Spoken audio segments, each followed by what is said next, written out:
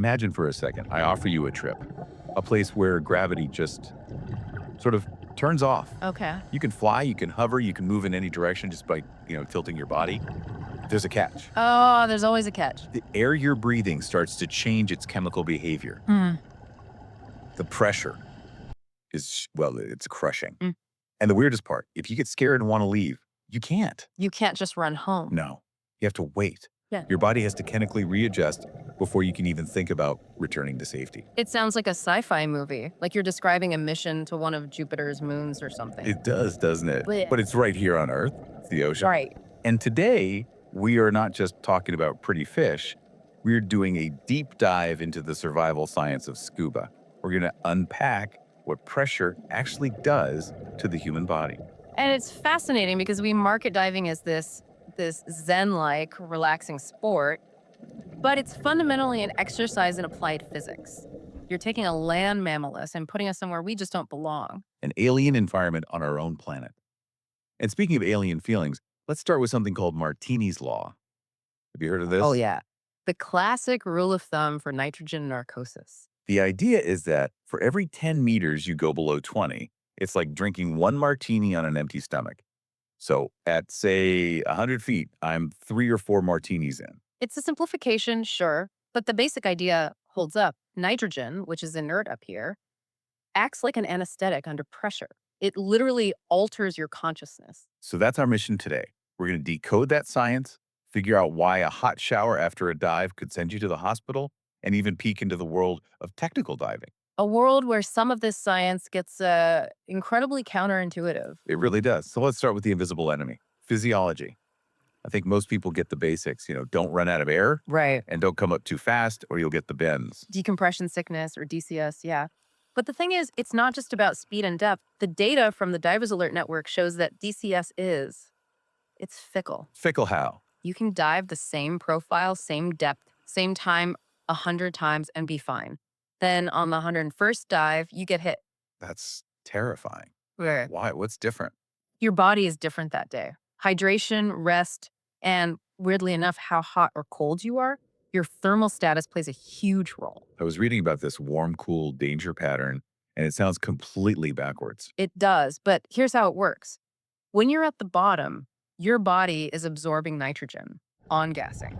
If you're warm, your circulation is wide open. So you're soaking up that gas like a sponge. Exactly, which is bad. Then on the way up, you're trying to get rid of it, off-gassing. But if you get cold during the ascent, your blood vessels constrict, they clamp down. You trap the gas inside. You trap it in your tissues, the blood flow isn't there to carry it to your lungs to be exhaled.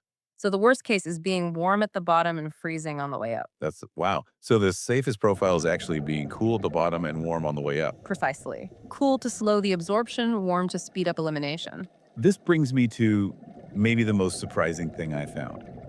I always thought after a cold dive, you jump in a hot shower. That's what I want to do. It's what everyone wants to do. But the sources say, absolutely do not do that. Why? It's all about solubility. Think of your circulatory system as a delivery network. When you're cold, your body shuts down the routes to your skin and muscles to keep your core warm.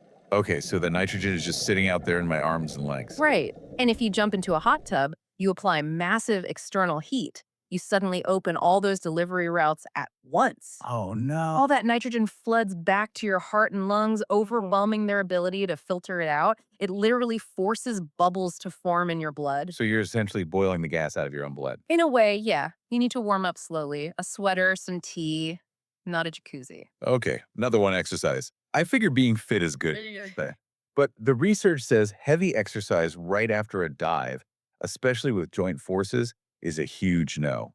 You have a medical excuse to skip the gym? I'll take it. It's about agitation. We call it nucleation. Think of it like shaking a can of soda. If you have tiny, harmless microbubbles in your system, heavy movement can agitate them into becoming big, problematic bubbles. Right in the joints, which is why they call it the bends. Exactly. So lounge around, stay hydrated, and don't go for a run. Your body will thank you. Let's go back to that Martini's Law. Nitrogen narcosis. Cousteau called it the raptures of the deep. A very poetic name for a very strange feeling. The symptoms are wild. Euphoria, anxiety. Yeah. One source mentioned the wah-wahs. What is that? It's an auditory hallucination. Divers report hearing this rhythmic, sort of mechanical sound like a guitar's wah wah pedal in their head. What's happening in the brain? It's the lipid solubility theory. Right. Gas under pressure actually dissolves into the fatty tissue of your nerve cells. It slows down the signals between neurons. It's basically like being drunk. So the danger isn't the feeling itself, it's what you do because of it. Precisely. The euphoria can make you overconfident. You might forget to check your air or do something reckless. On the flip side, you could have sudden, crushing paranoia. And if you can't trust your own brain, Yeah, what do you do? you trust your training and you trust your computer. If it says ascend, you ascend. The best part is, as you go up, the pressure drops and you sober up instantly. It's completely reversible. Okay, so we've covered bubbles in the blood and gas in the brain. Let's talk about the gear, the bomb on your back. The super cylinder, yeah. We toss them around, but you're carrying 3,000 psi. That's enough pressure to do some serious damage. And there's a huge difference between just looking at a tank and actually testing it. What's the deal with the Viz and the Hydro? So the visual inspection, the VIS, is annual. A technician literally looks inside with a light for corrosion or cracks. The hydrostatic test, the hydro, is every 5 years. They fill it with water and overpressurize it to make sure the metal can handle the stress. And there's this specific aluminum alloy, the 6351T6. Sounds like a Terminator. And it's almost as dangerous. It's an older alloy that's prone to what's called sustained load cracking. That does not sound good. It's not. The metal can develop microcracks just from sitting there full of air. It can fail, catastrophically, while being filled. Most dive shops won't even fill them anymore. So buyer beware on old tanks. What about oxygen cleaning? If you use nitrox, that's enriched air, you can't just use any old tank. Right, oxygen is an accelerant. If a high concentration of O2 hits any kind of grease or hydrocarbon inside a valve under pressure, Boom. you can get a combustion event. An O2 clean tank has been scrubbed of anything that could possibly burn. Let's shift to the environment. Cold water versus warm water. It's not just about comfort, is it? Not at all. It changes the entire dive. In cold water, say below 18 Celsius, your body is burning calories like crazy just to stay warm. Your metabolism spikes and you breathe more air, And you're wearing way more gear. Thick wetsuits, dry suits. which are super buoyant. So you have to strap on a ton of lead weight just to get down. You feel like the Michelin man. It changes everything. There's also this myth about visibility. People think tropical water is clear just because it's cleaner. But it's actually because it's a desert. That beautiful, clear blue water is nutrient poor. The cold, murky green water is full of plankton. The bottom of the food chain. Exactly. Okay. So while you can't see as far in the cold, that's often where you find the massive marine life. Speaking of seeing things, let's talk about night diving. The sources say it's like diving a whole new sight. It forces you to focus. During the day, your eyes are everywhere. At night, you just see this little circle of light from your torch, and the cast of characters completely changes. The day shift goes home, the night shift comes out. Octopuses, lobsters, It's all out hunting. and the bioluminescence, the source compared to Avatar. You turn off your light, wave your hand, and just sparks. It's plankton. It's pure magic, but it also requires discipline, Light discipline. You right? can't just swing your torch around. No, you blind your buddy for minutes. You have to learn to communicate with light, a circle for, okay, side to side for attention. Okay, let's move to the human factor. We've got the gear, we've got the physics, but the weak link is usually us. The sources are really clear on this one. Safety isn't the absence of accidents, it's the presence of defenses. I love that quote. So, what breaks those defenses? In a word, panic. Panic is what turns a small problem into a tragedy. A panicked diver doesn't think, they just react. They spit out their regulator, they bolt for the surface. But experienced divers get into trouble too, and they don't usually panic. So, what happens to them? They suffer from something called normalization of deviance. Ooh, okay, let's unpack that. It's a slow erosion of your own standards. You're supposed to do a buddy check before every dive. One day you're in a rush, you skip it, nothing bad happens, so your brain learns, hey, skipping that check is fine. It becomes normal. Exactly.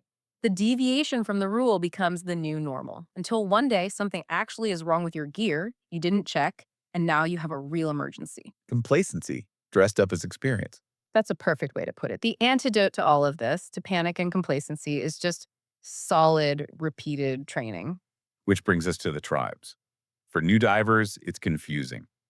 You see PADI, SSI, NAUI. What's the difference? Does it matter?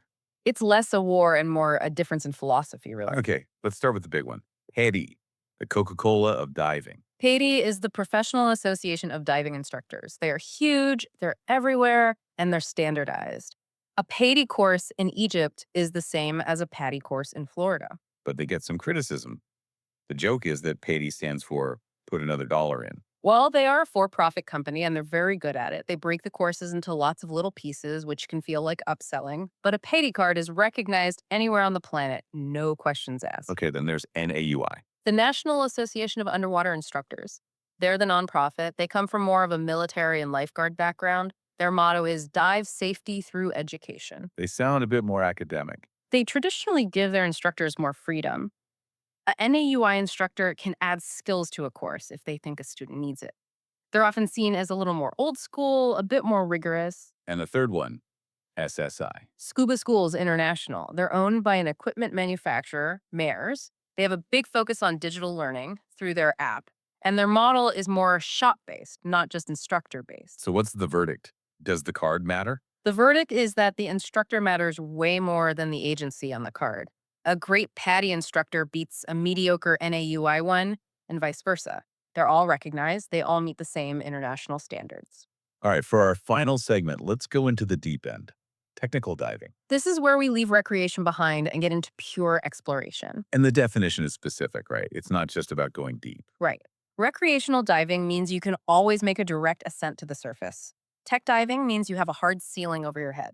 That ceiling could be a rock, like in a cave, Or it could be physiological. You've absorbed so much gas that a direct ascent would kill you. You have to make decompression stops on the way up. you can't just surface. No. You might have to hang at 20 feet for an hour, which means you need a lot more gas, a lot more gear. You become a gearhead, Yeah. double tanks, extra bottles, or a rebreather. Rebreathers are amazing. It's basically a life support system on your back. It recycles your breath. How does that work? It scrubs the CO2 out of your exhaled breath, adds a tiny bit of oxygen to replace what you used, and you breathe it again. It's warm, moist, and completely silent. No bubbles. No bubble sounds amazing. Yeah. There, there's a very practical problem with these super long dives, right? Yeah. If you're at a dry suit for 3 or 4 hours Did your calls? and you can't just, You cannot. So tech divers use a P valve. a P valve, that is exactly what it sounds like, isn't it? It is. It's a catheter system connected to a one-way valve on your suit. It lets you relieve yourself in the water. We have to pause on the P valve. You are literally plumbing yourself into your dive gear. It sounds funny, but it's a critical piece of safety equipment. If you don't have one, you might get dehydrated on purpose to avoid the problem. And as we've learned, dehydration is a huge risk factor for DCS. So yes, in tech diving, peeing is a survival skill. The whole risk profile just feels different. It's less like a sport and more like a mission. It is. In tech diving, they say, this is risky. A chain of small errors that would be nothing on a reef dive can be fatal in a cave at 200 feet. The margin for error is gone. It's intense.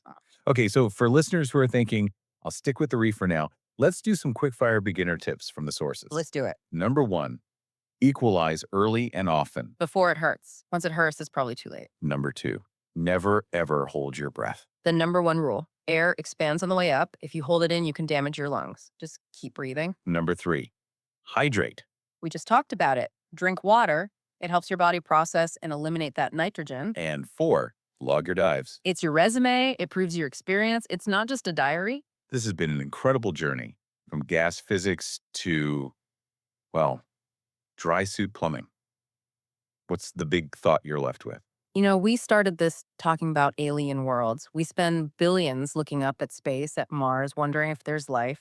Right. But we have a world right here where you can fly weightless, where you communicate without speaking, see creatures that glow in the dark. I mean, things that defy imagination. And we've explored less of it than the surface of Mars. Exactly. It makes you wonder, is the urge to dive actually an urge to go home? To return to where all life began? We're made of water, after all. That is definitely something to chew on. Right. Well, whether you're a seasoned tech diver or just thinking about it, the ocean is waiting. Thanks for taking this plunge with us. Dive safe. See you in the water.